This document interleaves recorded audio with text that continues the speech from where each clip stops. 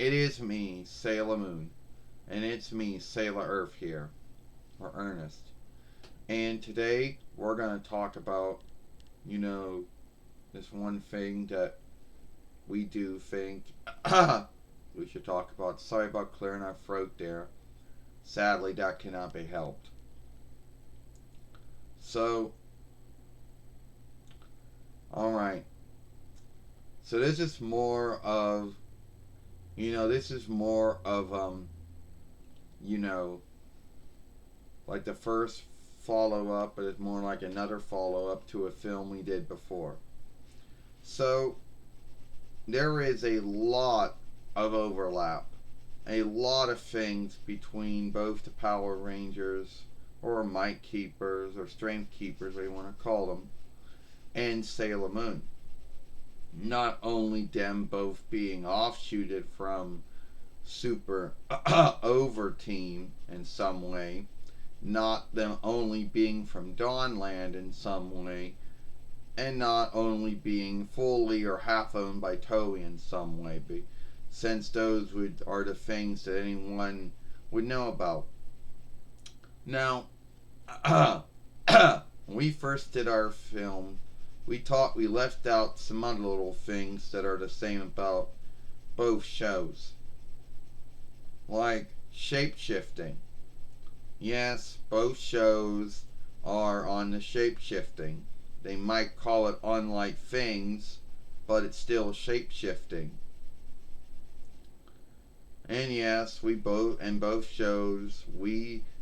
of our shows both have fiends of the week, or the fiends of the day, or whatever you want to call it, that we fight. But one little big unlikeness between us and them is that every time we beat a fiend, that's it, they're gone. But in the Might Keepers, that is not always true. The fiend might become big. And on Power Rangers or Might Keepers, that happens a lot. So then they gotta get out their fighting tool, whatever that might be. Well, that never happens to us. We never really have fiends that get big, but there was Emerald after she became a Lindworm, and then there was Queen Beryl, but that's it. Beyond that, when she got taken over by Queen Metallica.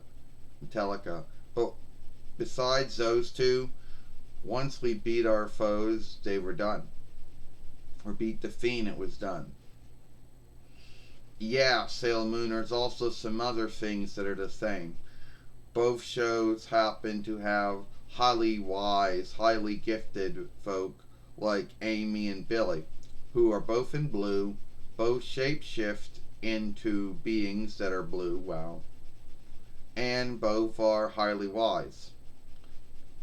Also, we do have an overlap that tends to happen when you had the Green Keeper, who was, brainwashed by Rita to be evil, but became good. The same way Tuxedo Mask got brainwashed by Queen Beryl, and then the spell was taken off. And also the whole thing about the Green Keeper, which was, Tommy, which would go on to become the White Keeper, who also happened to have kinship with the first Pink Keeper, Kimberly, the two-forward Pink Keeper, Catherine, and happened to help her out in all the fights that they were in. Just like Tuxedo Mask would do for you, Sailor Moon. Yeah, you're right, Sailor Earth. But also dealing with folks with strength, with might. You had Zordon, and you had Queen Serenity, which both of them ended up dying. Yes, Zordon died after his tube was broke, and through that God worked the ways of goodness, and Queen Serenity died sealing the Dark Kingdom away and sending us to Earth, where God would then reborn us again. So right there you got those two things that are the same, plus Queen Serenity has been known to to have dealings with other evil beings and sealed them away the same way Zordon did. So when you look at at least the first or the three followings of Might Keepers and Sailor Moon, you are going to see a lot of things that are the same.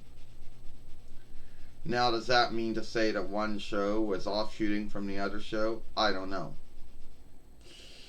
It would be smooth to say that Sailor Moon was offshooted from Overteam and Might Keepers got fostered from Overteam.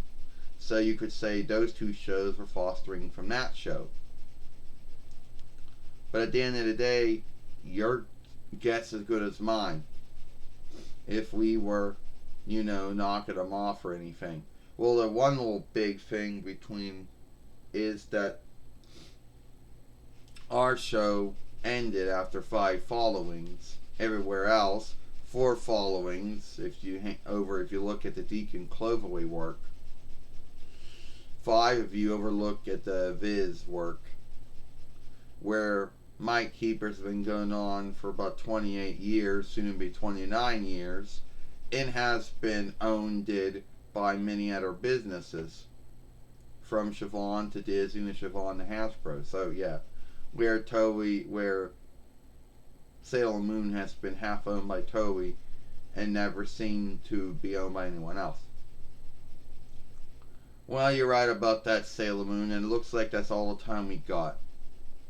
And I'm sure that I know there's other things that other folks will look at and will say that's the same. So let us know what you think about that. Follow us over here at Sailor Moon for Life, or what's the last film we made over here. Sailor Moon, Sailor Earth. We'll see you later. Bye.